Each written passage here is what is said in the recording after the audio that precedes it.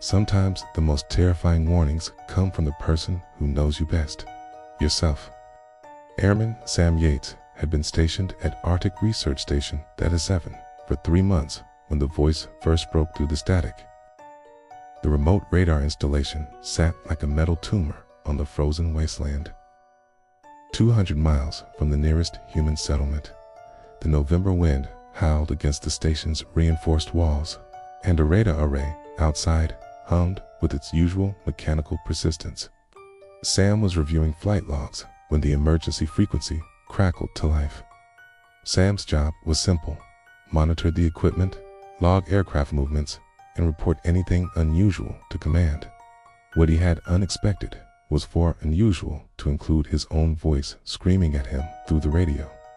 The voice was familiar, hauntingly so, but aged, roughened by what sounded like years of desperation. He grabbed the radio handset. It started on a Tuesday night during his shift rotation. Station Theta 7. This is God. Please, someone has to be listening. Sam's hand froze over his coffee mug. It's you. The voice was unmistakably his own, but older, more weathered, like listening to himself through a broken mirror. Jesus Christ, Sam, you have to destroy the array. He'd been briefed about the new resonance testing protocols that Command had implemented last week. Advanced frequency modulation for detecting stealth aircraft, they'd said. The voice was growing fainter, consumed by increasing static. But the voice knew things, intimate details that no one else could know. Sam, please.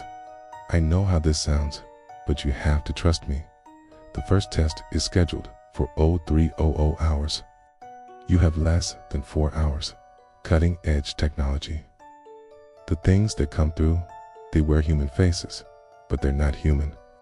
They're scouts, preparing the way for something bigger. Tonight, overload the resonance generators. Tell Command there was a power surge. The explosion will look like an accident. Then you know about the scar on my left shoulder. The one from I know this sounds insane, but I'm you. 5 years from now, these tests aren't for aircraft detection. They're opening something. Stooming stumbled in, holding 2 steaming cups, his face pale and drawn. Something that's been waiting under the ice for millennia. You look like you've seen a ghost. Before they run the resonance tests, I don't know. Must have caught them on something. Weird dreams all night. Kept hearing something calling from down below. Way down below. This is Theta 7. Identify yourself. The resonance from the preliminary tests is waking it up. Sam, you have 2 hours. Please. A frequency that unlocks what the ice has been keeping buried. Then, at the radar array visible through the window, its dishes now seeming to point not at the sky, but down into the earth. Outside, the wind carried something that might have been a voice, or might have been the ice itself groaning under the weight of what lay beneath. Some doors should never be opened. Some frequencies should never be found. I've seen what comes through. I've seen what it does to people. But now, in the Arctic darkness, they seemed different, predatory to the resonance tests, to whatever was waiting in the dark beneath the ice. But triggering it would destroy millions of dollars in equipment and likely end his career. The response made his blood turn to ice water, because in 3 minutes, Johnson is going to come through that door with coffee and tell you about the nightmare he had. A nightmare about something calling to him from beneath the ice. And Sam, he's going to have scratches on his arms. Scratches that weren't there yesterday. Sam, it's me. Sam's chair scraped against the floor as he stood, his mind reeling. Who is this? How do you know my? Listen to me. The voice cut through with raw panic. Sam's hands shook as he adjusted the radio dials, trying to get a clearer signal. The static ebbed and flowed like breathing. The resonance frequency. They told us it was for deep penetration radar mapping, but it's not. It's a key, Sam. The temperature gauge on the wall read -30-2 Fahrenheit, but Sam felt sweat beating on his forehead. If you're really me, Sam whispered into the handset, the bike accident when you were 12. Mom cried for 3 hours. Dad said, scars build character. Sam checked his watch. 11:47 p.m. His mind raced through the possibilities. Elaborate prank by his fellow airmen. Psychological break from isolation. What happens if I don't? He asked. The static cleared for a moment, and when the voice returned, it was barely a whisper. The ice cracks. Something rises. And by dawn, everyone within 1,000 miles is dead or ... changed. Sam looked out the reinforced window at the massive radar array. Dishes slowly rotated against the star-filled sky, innocent and mechanical. How do I destroy it? Emergency Protocol 7. Sam's training kicked in. Protocol 7 was real, a failsafe designed to prevent equipment damage during electrical storms. Why should I believe you? The voice laughed, but it was hollow, haunted. Sam stared at the door, counting his heartbeats. At exactly 11:50, the door opened.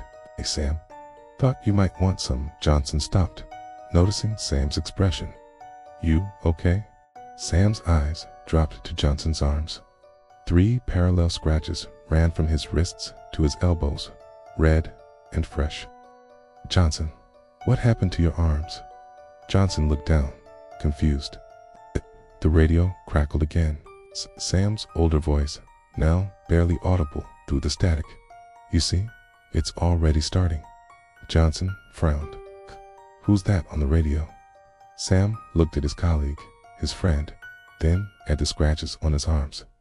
He reached for the emergency protocol controls, his hand trembling. The last transmission from his future self came through as a whisper. Remember, Sam? Sam's finger hovered over the emergency protocol button. In the distance, the radar array continued its slow rotation, counting down to 0300 hours. He had a choice to make, and less than 2 hours to make it. The static went silent, leaving only the sound of his own breathing and the wind outside, carrying whispers from the deep. The worst part about remembering your own death is that you can still feel the cold metal of the autopsy table against your back. Corporal Ian Shaw had volunteered for the experimental program because he needed the extra pay. Military life wasn't exactly lucrative, okay? And his younger sister's medical bills were piling up faster than his paychecks could cover them. Each morning for 2 weeks, Ian would report to the medical facility on base, swallow the capsule with a paper cup of lukewarm water. Ken spent the next hour answering questions about his recall of recent training exercises.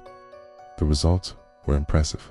He could remember conversations verbatim, recalled the exact positioning of his squad during maneuvers, and even described the weather conditions down to the precise wind direction.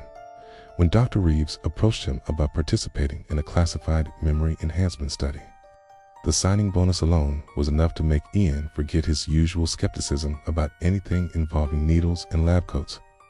The pills were small, white, and unremarkable. The microwave's beep startled him back to reality, his pizza forgotten as he gripped the counter with white knuckles. The side effects had been minimal. Occasional headaches, some trouble sleeping. Nothing he couldn't handle. But the details felt too real, too visceral. Copter blades chopped the air overhead, and voices screamed orders in a language he didn't recognize but somehow understood. A sharp pain lanced through his chest, and he looked down to see his uniform torn and bloodied.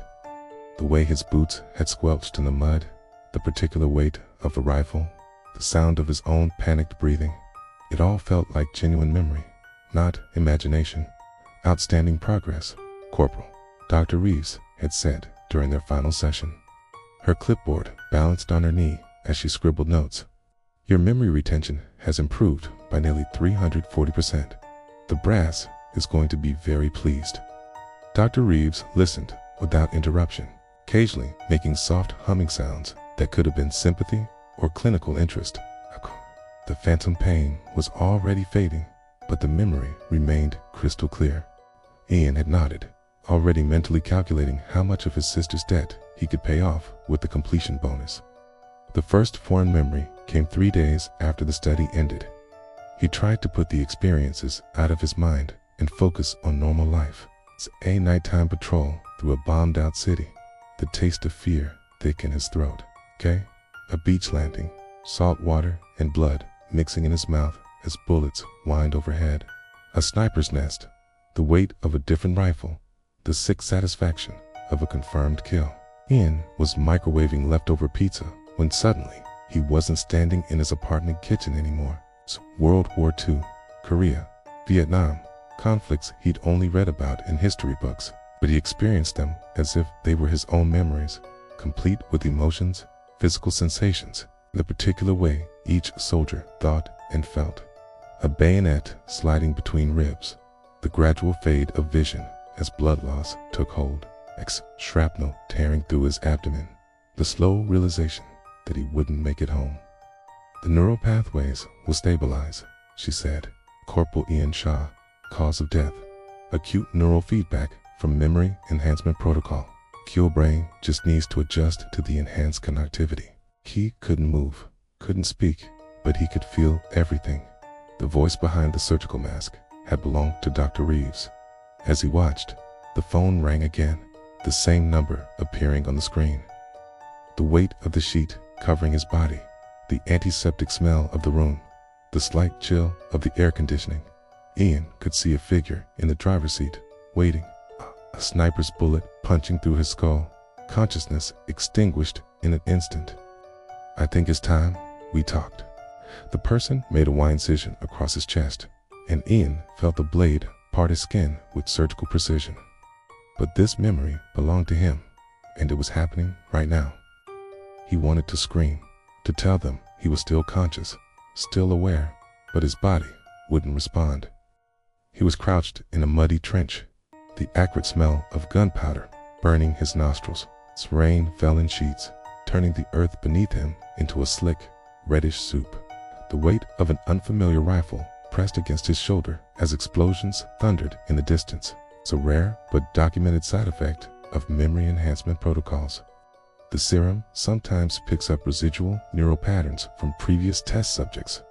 Sometimes the enhanced memory networks can access older data stored in the system. Think of it like crossed telephone wires. Nothing to be concerned about. He could taste copper in his mouth, blood from a bitten tongue. The memory lasted only seconds, but it left Ian gasping and disoriented. He told himself it was just a vivid daydream, maybe triggered by an old war movie he'd watched. The second memory came during his morning run. Without warning, he was stumbling through a rice paddy, his fatigues soaked with sweat and something darker. Ian stopped running so abruptly he nearly fell. Other joggers swerved around him as he stood there, clutching his chest and trying to catch his breath. That evening, he called Dr. Reeves. "Corporal Shaw," she said, her voice professionally warm. "How are you feeling?" "I'm having some unusual experiences," Ian said, choosing his words carefully. "Memories that aren't mine." A pause. "Can you describe them?" Ian told her about the trench, the rice paddy, the overwhelming sense of being someone else entirely. "What you're describing sounds like cross-subject data bleed," she finally said. "Previous test subjects. The program has been running in various forms for decades, Corporal." Ian wasn't convinced, but Dr. Reeves' explanation was rational enough to provide some comfort. The memories came more frequently after that. Each memory belonged to a different person, a different war. The worst part wasn't the violence or the fear. It was the deaths. Ian experienced at least a dozen different deaths over the following weeks. Each death felt completely real until the moment he snapped back to his own body, gasping and shaking. Dr. Reeves assured him the experiences would fade with time. But they didn't fade. They got worse. Last night, Ian experienced the most vivid memory yet. He was lying on a cold, stainless steel table, harsh fluorescent lights glaring down at him. A figure in scrubs leaned over him, face obscured by a surgical mask. "Subject 847, the figure said, their voice muffled by the mask.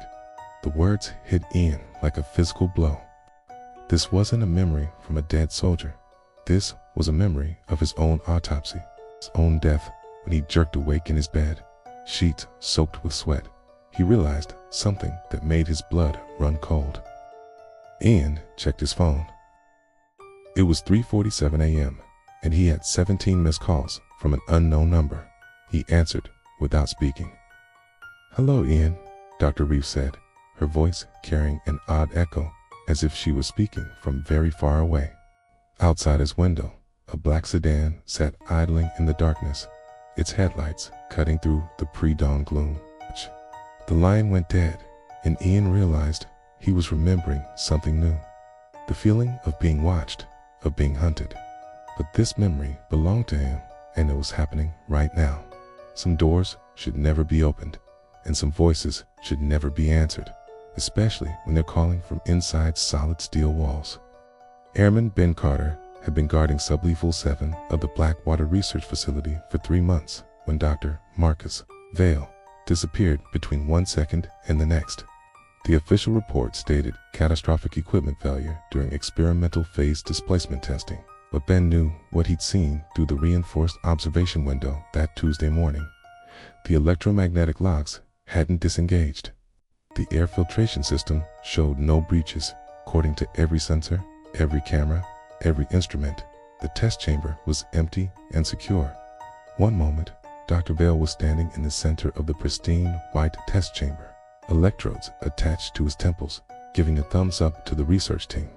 He stopped, listening, but the sound faded into the constant hum of the facility's ventilation system. He convinced himself it was just the building, settling, pipes, expanding. The normal sounds of a structure built deep underground. The next moment, the air shimmered like heat waves. There was a sound like glass breaking in reverse, and Dr. Vale simply, wasn't. "I'm hearing unusual sounds from the test chamber." The chamber remained sealed. He'd been a security guard for 8 years, and he'd never heard a ventilation system that could whisper someone's name with such desperate longing. "Copy that, Carter, running diagnostics on all systems." The room was a perfect white cube, 12 feet on each side, with no hiding places, no shadows. No explanation for the growing certainty that something was watching him back. Other times, it would be silent for days, leaving him to wonder if he was losing his mind. Ben would rewind the footage, slow it down, enhance the image, but the shapes never held long enough to be certain. Just impressions of movement in the digital snow, like a figure trying to push through from somewhere else. "Everything shows normal. Must be equipment noise. I need someone down here. Now, no one can get in or out." But Ben had watched the security footage frame by frame afterward, and he'd seen something the scientists either missed or chose to ignore. In the split second between Dr. Vale's presence and absence, there had been a flicker, a distorted shadow that seemed to stretch and twist before vanishing entirely. Ben saw a pale figure standing in the center of the test chamber.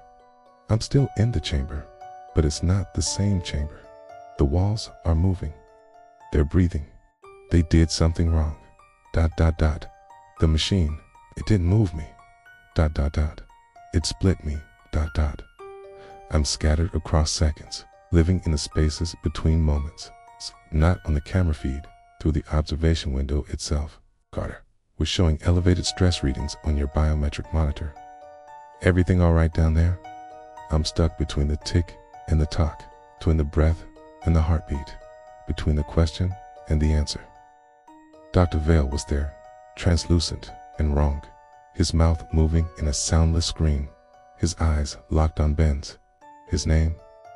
Ben, drawn out, questioning, as if someone was trying to remember how to form the syllables. "I'm starting to forget what I used to be. 6 weeks of night shifts guarding an empty room that didn't feel empty at all." And Ben was beginning to understand that some disappearances are in about leaving.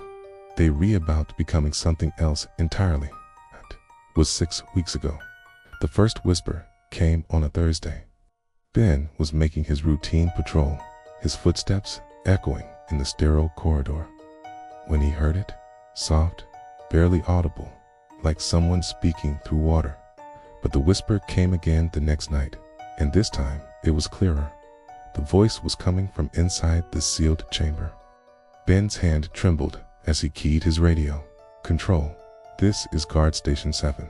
Static crackled." "Okay." But Ben knew the difference between equipment, noise, and a human voice. "Okay." The security cameras became his obsession. During his shifts, he'd cycle through the feeds, watching the empty test chamber from every angle. Then he started seeing the flickers. It happened during playback at first, brief moments where the static would form patterns that almost looked like a human silhouette. The whispers grew stronger, more frequent. Sometimes Dr. Vale's voice would call his name for hours, a steady rhythm that made Ben's skin crawl. On the 42nd night, Ben saw him. It was 3:17 a.m. when the power flickered. For exactly 4 seconds, the lights went out, and in that darkness, when the lights returned, the chamber was empty again. Ben's hands shook as he called control. "Negative, Carter. You're not scheduled for relief until 0600. There's someone in the chamber. I can see." "Carter, you're looking at an empty, sealed room." "Okay." The chamber hasn't been opened since the incident. But Ben knew what he'd seen. Dr. Vale was still there, somehow trapped between existence and absence, reaching out from whatever space he'd been pulled into. The next night, the whispers changed. Instead of just his name, Dr. Vale began speaking in full sentences, his voice echoing from the walls themselves. "Ben, ... Can you hear me? I'm still here." Ben pressed his ear to the cold metal wall, and he could swear he felt a heartbeat pulsing through the steel. "Help me. Ben, ... I can see you. You're the only one who can see me, ... The voice grew desperate, pleading. "I can feel myself disappearing. Piece by piece, ... But I can't die. I can't leave." Ben's radio crackled. Ben stared at the observation window, where Dr. Vale's face was now visible, pressed against the glass from the inside, his features distorted like a reflection in disturbed water. "I'm fine," Ben lied, his voice steady despite the terror clawing at his chest. "Everything's normal." But nothing was normal anymore. Dr. Vale was still there, still watching, still whispering Ben's name from the spaces between seconds. Something that exists in the gaps of reality, waiting for someone to notice, waiting for someone to listen, waiting for someone to open the door and let it back in. Ben's shift ended at dawn, but as he walked toward the elevator, he heard Dr. Vale's voice one last time, clearer than ever before. "Don't leave me alone, Ben."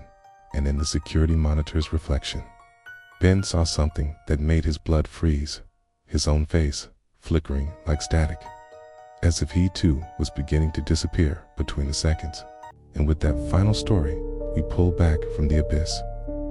For now, tales of ordinary lives brushing against the extraordinary, the terrifying, the unexplainable, from the shadow that mimics to the voice that calls from an empty house.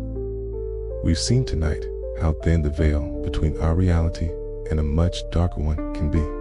These stories are not just fiction. They are born from real experiences, whispered in hushed tones, and shared to remind us that we are not always alone. And that's the most chilling thought, isn't it? Perhaps one of tonight's stories reminded you of something that happened to you, or to someone you know. A strange occurrence you've tried to forget. A noise in the night you rationalized away. A figure you saw for just a second. The details of your own brush with the darkness are what give this channel life. I invite you to leave your own story in the comments below. Let us know what you've seen in the shadows. If these stories sent a shiver down your spine, show your support by hitting that like button. It helps these tales reach others who need a reminder to check their locks at night. And if you haven't already, make sure you subscribe and click the notification bell. We have so many more stories to share, and you won't want to be left in the dark. Until next time, remember that you are not afraid of being alone. You are afraid of the bone-deep certainty that you are not.